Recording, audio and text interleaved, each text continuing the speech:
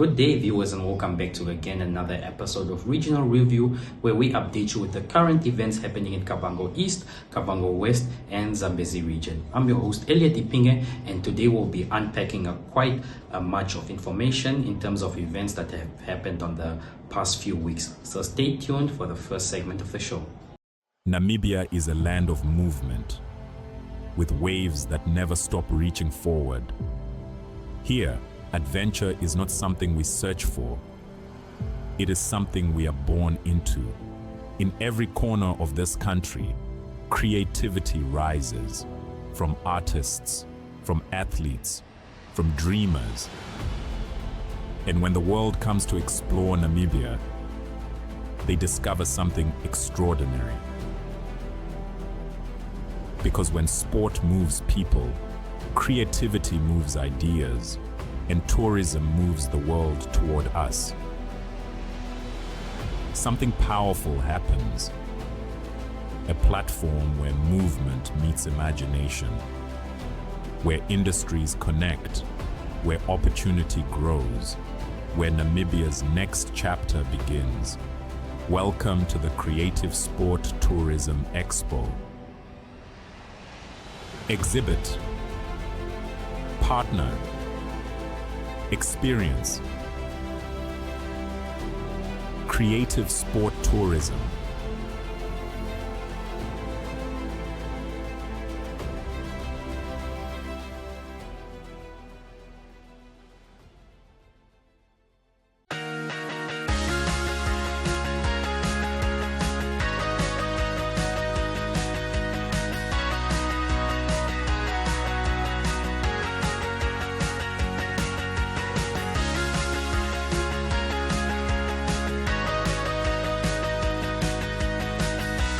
Okay, welcome back. So for the next segment, we spoke to Honorable Minister James Sankwasa.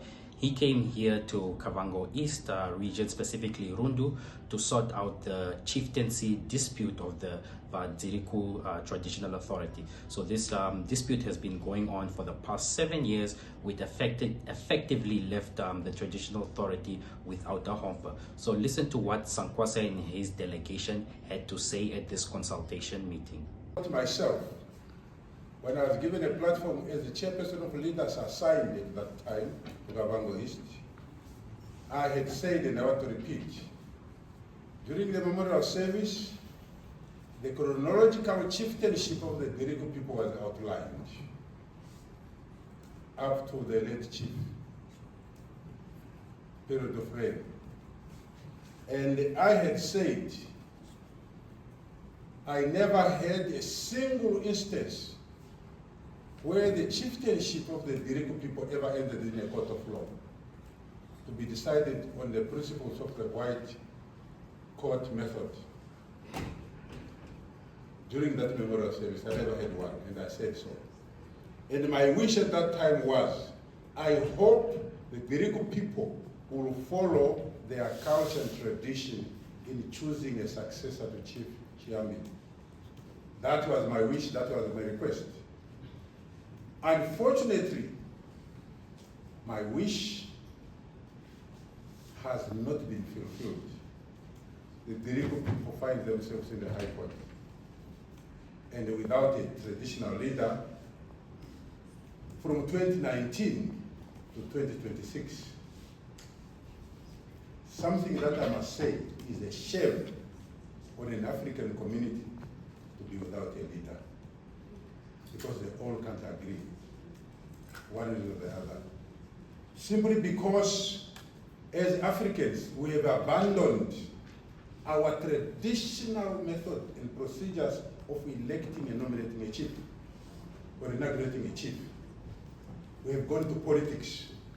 As a result, we are not learning again from the fact that every traditional matter that goes to court, the court has always ruled in the same direction to say, courts are not there to look at the procedure of chieftainship. The courts look at technical issues. Traditional methodologies, traditional requirements are for the community themselves.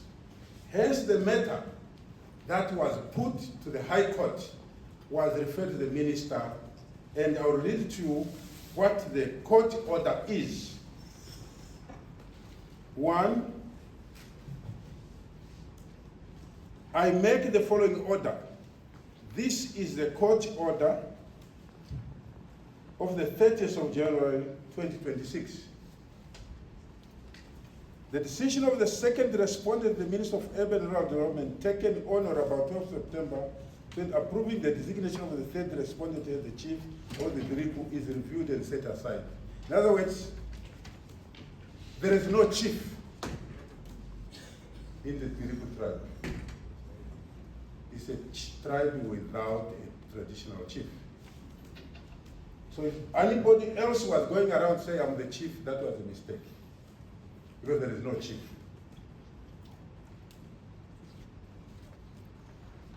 Number 2,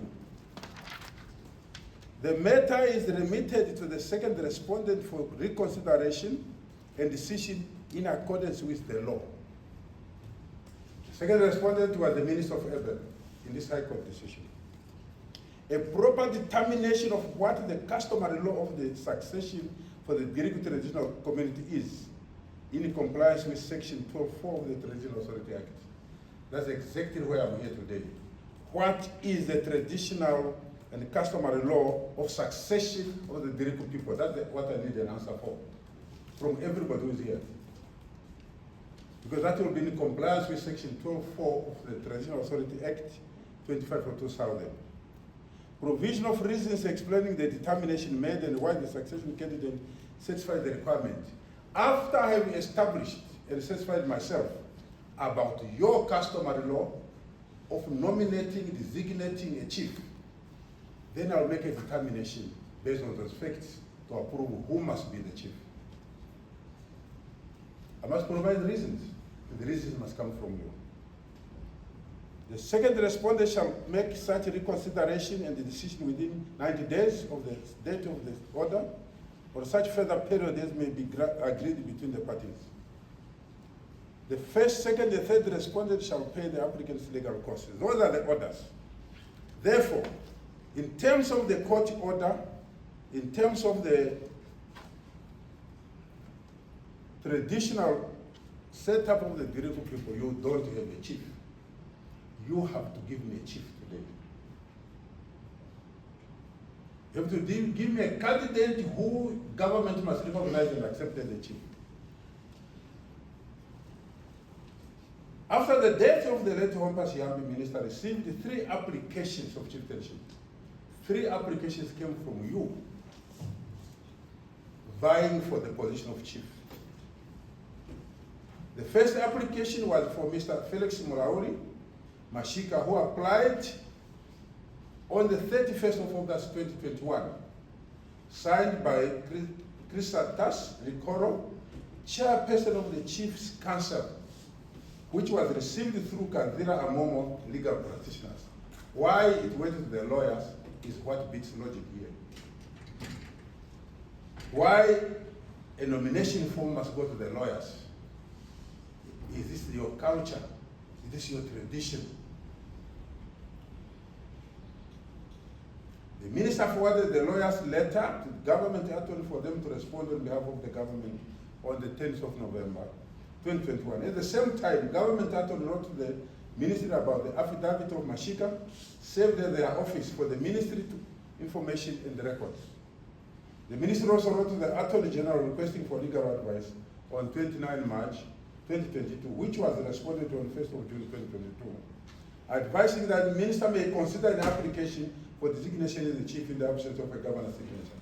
Mashika's application was not signed by the governor as required. The second application was for Mr. Arita Kayoka, who applied on the 26th of November 2021, with the application signed by Mr. Festus Rinyando Shikerete, senior headman, not the chairperson of council, but senior headman. Let me go for a commercial break.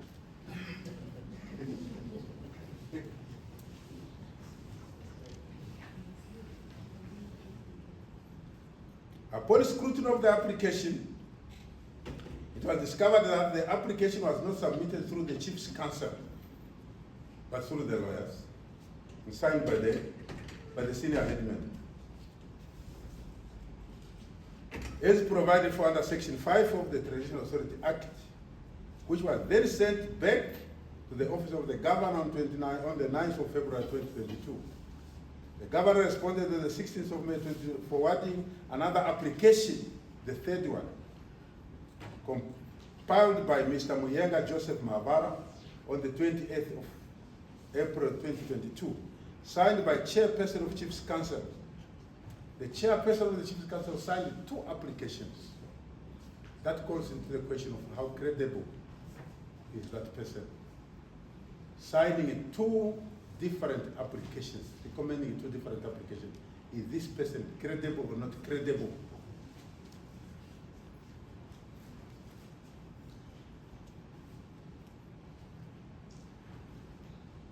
However, the application form, sections 3 and 4 and part B were not completed. There was no date stamp of the governor's signature. On the 11th of November 2022, the minister received a petition from the Biriku Transitional Authority, signed by Mr. Festus Rinyando Shikerete, a senior transitional council and chairperson of the Biriku Transitional Authority, complaining the delay of the minister in signing the application of Mr. Rita Kayoka. To ensure compliance with the law, and in particular in accordance with provision of Section 12 of the Transitional Authority Act, Honorable Festus Utoni, the predecessor, as the minister of this ministry, Minister of Urban Development, appointed an investigating committee to investigate the dispute and tasked it to collect additional information on the grounds and the report back to enable him to take informed decision. And the report of the investigating committee was compiled because the investigating committee conducted investigation from the 20th to the 25th of February 2023 in Kavango East.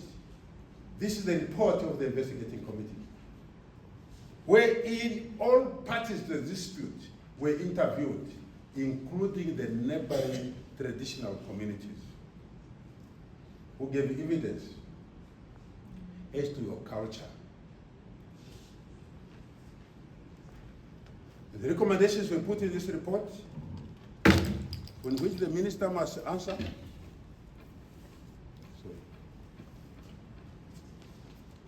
However, after the investigation committee completed conducting the investigation of the application of the 2 parties on the chieftainship of the Biriku Transitional Authority, Honorable Minister started receiving continuous complaints, verbal, through telephone calls and written, from a certain group of people from the Biriku community claiming that they have also applied for Mr. Simon Maruta to be their chief, which was submitted to the Office of the Governor through the Office of the Minister through the Governor of Kavango East on 15 December 2022. And complaining why as their application was not part of the other applications that were investigated. Unfortunately, the ministry did not receive any application for the designation of Mr. Maruta at that time. There was no application, just complaints. After thorough consultation and deliberation, the Honorable Minister by then decided to reappoint the same investigating committee which investigated the other 2 applications on chieftainship succession of Biriku Transitional Authority to investigate the 3rd application of Maruta.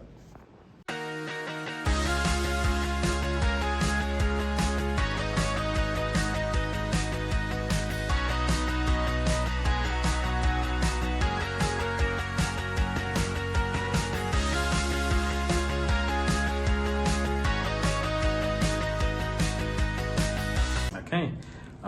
In the next segment, we visit the information sharing community establishment. This is a joint collaboration between the Rundu Town Council and the Embassy of Germany. So this information sharing center is an establishment where local residents in Dama can get information in terms of land allocation and all issues that have to do with land. This was a great initiative funded by the German Embassy, and in the next clip we hear from the German Embassy representative telling us the rationale in why they decided to support the community of Dama. Privilege, honor, and pleasure to join you in the opening event of the Community Information Center today. And the previous speaker has outlined what is the purpose of this community center. But I think the most important is it's the first of its kind in Namibia. It's the first community information center bringing basic services to the settlement. You no longer need to go to Home Affairs, to the council. You save money in transport and so on. And you receive, I hope so soon, better services. And it's also a space for you to unite, to have events, to communicate, to enjoy, and to have maybe a growing community. So it's really first of its kind, and we hope that many cities are looking at Rundu and copying this type of community center. Allow me to begin by expressing my sincere appreciation to everybody present here today who helped making this center a reality. Your commitment, collaboration, and determination are clearly visible in what we celebrate today. And I would like to give a very special thanks to the German development team supporting that this will become a reality. This year marks 36 years of development cooperation between Namibia and Germany.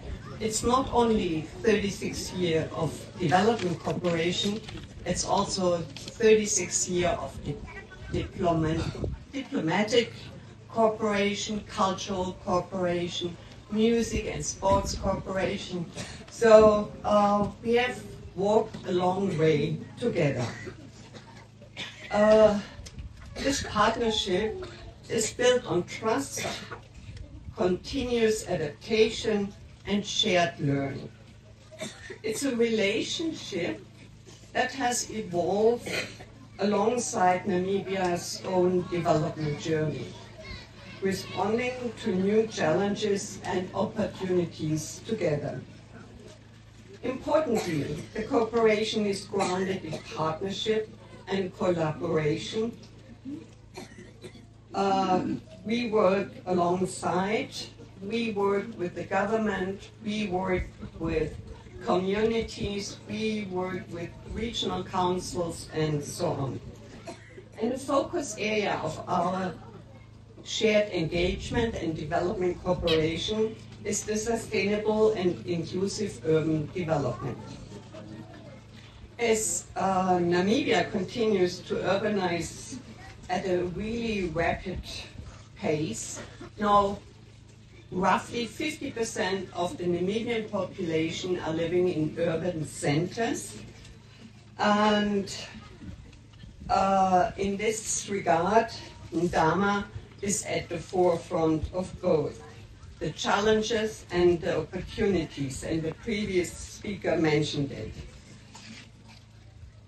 Addressing these opportunities and challenges requires approaches that are not only effective, but also inclusive and locally grounded.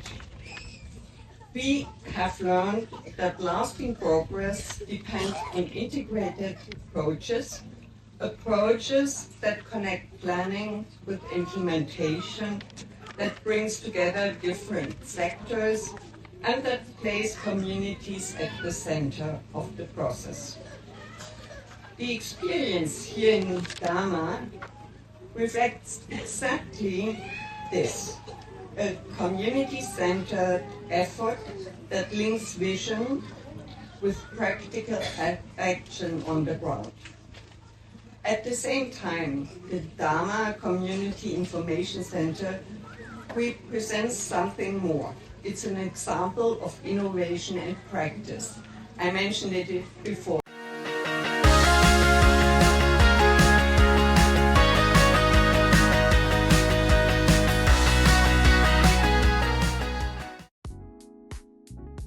we visit the Divundu Correctional Facility in Kavango East, one of Namibia's 12 correctional centers and a key producer of food for facilities across the country. In just 1 year, this prison farm generated agricultural output worth $14 million, helping feed inmates nationwide. Listen to Assistant Commissioner Geoffrey Salufu unpack the production during a recent visit. Maize grain are in stock. Maize grain in stock for 2025-2026 is equals to 675 tons.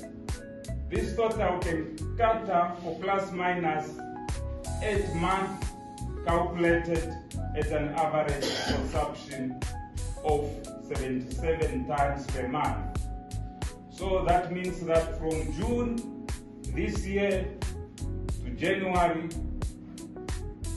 2027 next year, we are well. Don't get worried,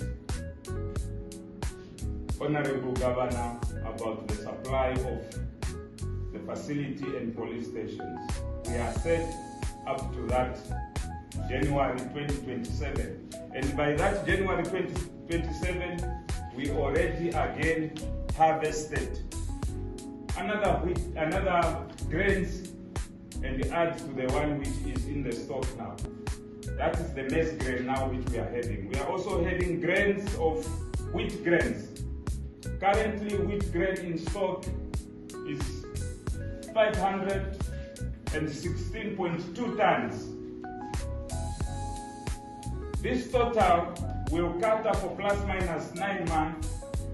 This is calculated at the average consumption of 55.7 tons per month. So from June this year to February next year, 2027, I can still assure you that we are still safe with supplying wheat or flour to police station and facilities. We are safe. And the time we reach that time, we already harvested again. Produce issued to the Namibian. On the production side, the farm cultivates large-scale crops including maize and wheat, which forms the backbone of its output. It also produces a range of vegetables, fruits, crops such as mangoes and guavas, contributing to a more diversified food supply. Altogether, the agricultural operation covers hundreds of hectares of cultivated land, supporting year-round production cycles. In terms of labor, the facility manages an inmate population of 300 to 400 inmates who engaged in farming activities such as planting, irrigation, and harvesting. These operations are carried out alongside a several limited workforce, with the facility operating at roughly just 25% of its approved staff capacity. The facility ensures all the correctional facilities around the country are fed and stabilized, and also ensuring the government cuts costs while doing this. Beyond crops, the facility also runs livestock and feed production activities. These include animal feed, processing, small-scale livestock farming, which contribute additional value to overall production system.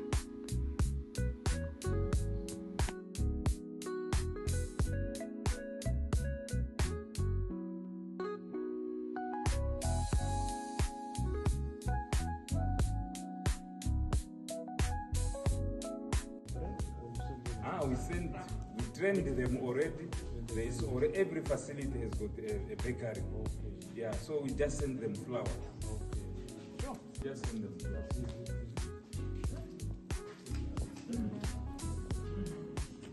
However, the facility is constrained by some infrastructure gaps. The facility operates without a weighbridge, affecting accurate measurements of output volumes. It also lacks a proper grain storage silos, despite handling significant quantities of maize and wheat annually. Machinery challenges are also present, with several tractors and harvesting operating beyond optimal service life. Frequent power interruptions further affect operations despite irrigation systems and processing. Mahangu, we don't plant mahangu. Okay. It will come on our plans, on our future plans. Oh, yeah. But currently now, we are not. Per day, how many bags are you producing? Approximately 400 per day. 400? When all the machines are working. Okay. Yeah. Oh. About that. 50 kgs, 300. 300. Yeah, 300. You want to come and buy Part of the delegation of the visit was Kavango East Governor Amunyera Hambuka, and this is what he had to say after analyzing the output. What is happening here? It's true that when you listen carefully to the presentation, there's a serious challenge here when it comes to the work here at the facility. Why I'm saying it's a challenge is that when you have you're supposed to have the staff consist of 500 and 703. Okay, viewers, that concludes our episode of Regional Review for the Kavango East, West and Zambezi region. Don't worry, you can always catch the repeat on our online stream 1 up 2. From myself, Elliot Ipinge, it's goodbye.